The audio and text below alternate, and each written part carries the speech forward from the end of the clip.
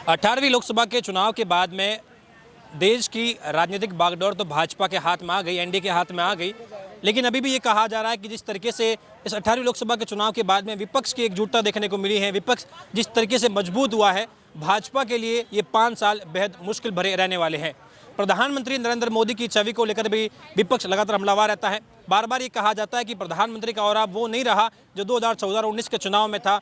योगी जी पर भी ये टिक्का टिप्पणी बार बार कही जाती है कि योगी जी अब सांप्रदायिक नेता बन चुके हैं। अपनी कुर्सी बचाने के लिए यूपी में वो नेम प्लेट चिपकाने वाले आदेश भी जारी करते हैं। और ये भी कहा जा रहा है कि अब मौर्य जी और योगी जी की लड़ाई का फायदा अखिलेश यादव को मिलेगा, क्योंकि वो अब पश्चिम बंगाल भी जा रहे हैं, अपने आप को एक राष्ट्रीय पार्टी बनाने की पूरी कोशिश भी कर रहे हैं। तो क्या वाकई में ये जो 24 के चुनाव के नतीजे आए हैं ये भाजपा को कमजोर कर गए हैं? क्या मोदी और योगी के बारे में जो कहा जाता था वो अब धीरे धीरे फीका पड़ रहा है? सर बहुत बहुत स्वागत है पंडित जी आपका। योगी जी क्या अब कमज़ोर हो गए हैं? मोदी जी क्या अब कमज़ोर हो गए हैं? क्योंकि विपक्ष अब मजबूत है। राहुल गांधी नेता प्रतिपक्ष बन गए हैं, विपक्ष के नेता बन गए हैं राहुल गांधी।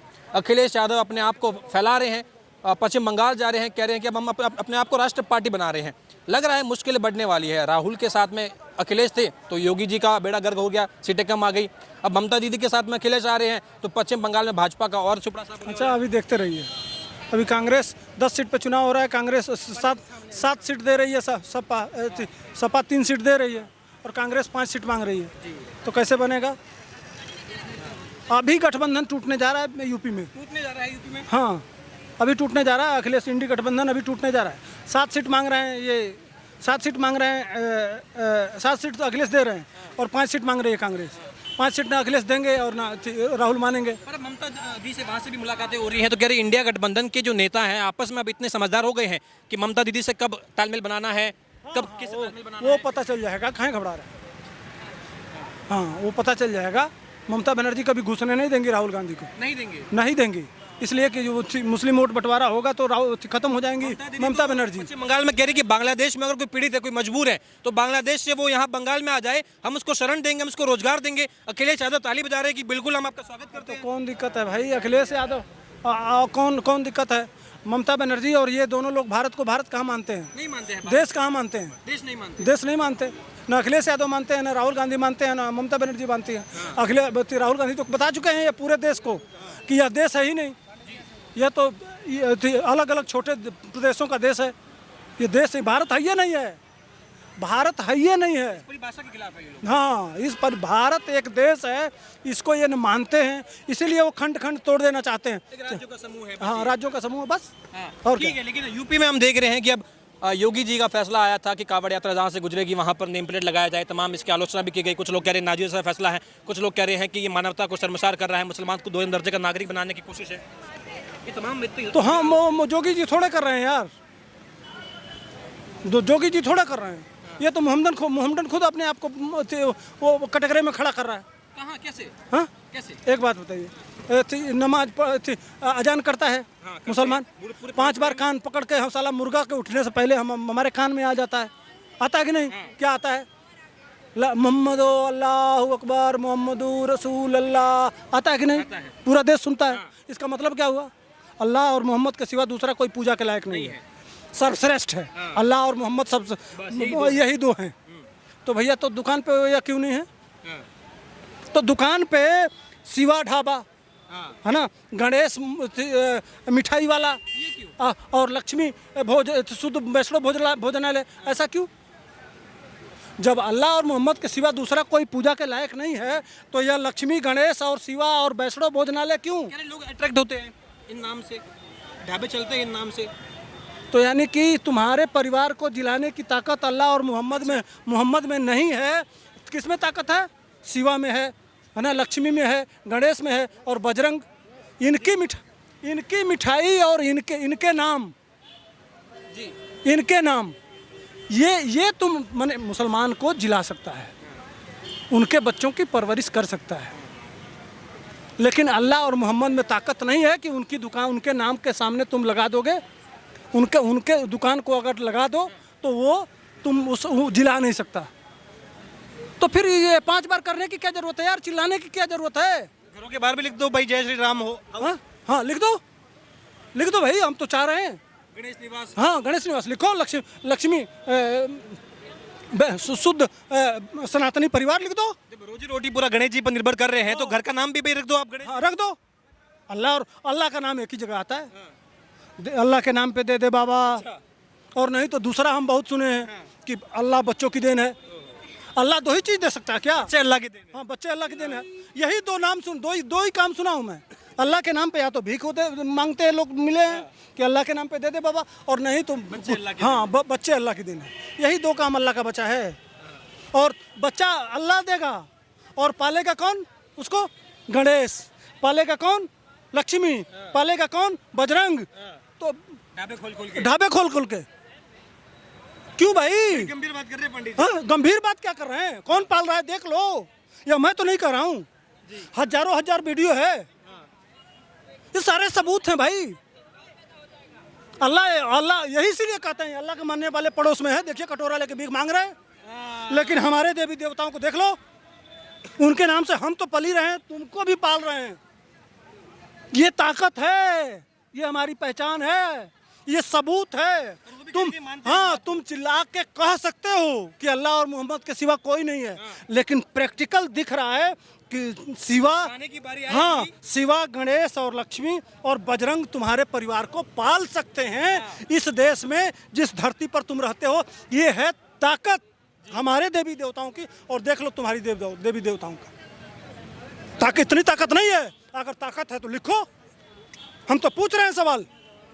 मेरा यह सवाल है कि अगर ताकत होता तो लिखते, नहीं ताकत है तभी तो नहीं लिख रहे हो। डरते क्यों हो? छुपाते क्यों हो? सामने आओ। लेकिन अब सुप्रीम कोर्ट ने कह दिया कि ये फैसला जो है ये वाकई में उस तरीके से आदेश इसका पारित नहीं होना चाहिए, स्पष्ट लग गया है। अब कह रही जीत हो गई है। सुप्रीम कोर्ट को हटाइए, मेरा वह प्रश्न ही नहीं है। सुप्रीम कोर्ट ने क्या कहा, जोगी बाबा ने क्या किया, फलाने ने क्या किया। मेरा सवाल है कि तुम 5 बार जो चिल्ला चिल्ला के कहते हो, उसके नाम से तुम डरते क्यों हो? अगर तुम 5 बार नहीं 50 बार सुनाओ, कोई दिक्कत नहीं है, हमको कोई आपत्ति नहीं है। लेकिन प्रैक्टिकल खुद ही नहीं कर पा रहे हैं वो। लेकिन उसको प्रैक्टिकल उतार क्यों नहीं पा रहे? डरते क्यों हो उससे? प्रैक्टिकल है ही नहीं। नाम से तुमको भय क्यों लगता है? प्रैक्टिकल नहीं है वो। हाँ? प्रैक्टिकल नहीं है, प्रैक्टिकल नहीं है। समझ रहे हैं ना? प्रैक्टिकल पाकिस्तान में देखिए, एक ही साथ आज़ाद हुए ना, एक ही साथ आज़ाद हुए। इसका नाम भारत पड़ा है ना। हर जगह वसुधैव कुटुंबकम है ना, सब इसके संस्कार। आज यही देश कहाँ है? और तुमने भी बनाया अल्लाह के नाम पे। अल्लाह के नाम पे जी, अल्लाह के नाम पे बनाए ना। कटोरा लेके भीख मांग रहे हो कि नहीं? अल्लाह के नाम पे कटोरा लेके भीख मांग रहा है कि नहीं? हम तो नहीं कर रहे ना। वीडियो देखे कि नहीं? कौन सी वाली वीडियो? हाँ, जो पाकिस्तान में पीछे पीछे आटा के लिए दौड़ रहे थे, जी अल्लाह के नाम पे ही बना था ना। मुसलम ईमान वालों ने बनाया था अलग देश कि हम सबसे आगे जाएंगे, हमारे पास ये कटोरा लेके भीख मांग रहे हैं। हमने तो नहीं कहा था भाई कि हम ईमान के नाम पे हम फला हैं, हम धमाके हैं, हम फला। हमने तो कुछ नहीं कहा। गणेश भोजनालय वगैरह खोल दिए होते तो शायद थोड़ा। हाँ, अगर तुम पाकिस्तानियों को भी, उनको भी यह कह रहे हैं कि वहाँ भी गणेश लक्ष्मी और नारायण नाम से बिजनेस करो, देखो बेटा तुम भी भारत के टक्कर में आ जाओगे। उनके लिए भी उनके लिए भी कह रहा हूँ, कहीं भी यही चलेगा। दुबई भी अगर और देखिए अल्लाह की तो किया है ना? अल्लाह तुम्हारे साथ है ही नहीं। सही बात है। देखो सऊदी अरेबिया को अल्लाह ने तेल दे दिया और तुमको कटोरा पकड़ा दिया। नहीं, वो तो मंदिर भी वहाँ पर एक धारणा है उनकी कि मंदिर को मानना उनकी मजबूरी है, वो सीख लिए हैं। लेकिन यह नहीं समझ पाते हैं, ये फिलिस्तीन रटेंगे। ये दोगले हैं ना, इनको दोयम दर्जा का नागरिक समझते हैं। इनको हिनुआ मुसलमान कहते हैं। हिनुआ मुसलमान कहते हैं। हाँ, ये जब जाते हैं ना सऊदी अरेबिया तो जानते हैं इनको क्या कहते हैं? हिनुआ मुसलमान। जैसे मतलब कि हिंदू से कन्वर्ट मुसलमान। इनको तेगला कहते हैं, दोगला भी नहीं, तेगला समझते हैं। मैंने 3 बाप की औलाद जो जिसको होती है उसको तेगला कहते हैं। यहाँ के मुसलमानों को सऊदी अरबिया में तेगला मुसलमान समझा जाता है। हाँ, सही बात है। हाँ, ये सच्चाई है। ये तो छाती पीटते हैं कि देखिए सरकार ऐसी आ गई है कि हमारी मनोदशा खराब हो गई है, सरकार हमारे खिलाफ आ गई है। अरे सरकार को मारो गोली यार, सीना तान के रहो कि अल्लाह और मोहम्मद के सिवा कोई नहीं है, हम हर काम करेंगे। दम है तो भागो मत, पीठ मत दिखाओ। नहीं है क्या? कायर मत बनो। नहीं है क्या? नहीं है, होता तो करते। हाँ, इसमें करना क्या है? डरना किस बात का? प्रैक्टिकल उतारो ना, डरो मत। कहता है ना राहुल गांधी, डरो मत। तो डर क्यों रहे हो भाई? डरो मत, अल्लाह के नाम पे डरो मत। पंडित जी, अभी हाल ही में एक फैसला आया है मोदी सरकार का कि आरएसएस यानी कि जो राष्ट्रीय स्वयंसेवक संघ है उसको उस पर बैन लग गया था, और उन इंदिरा गांधी की सरकार थे, हमने देखा कि ये भी कहा गया कि जो सरकारी कर्मचारी हैं वो आरएसएस का पार्ट नहीं बन सकते, उसमें भागीदारी नहीं ले सकते।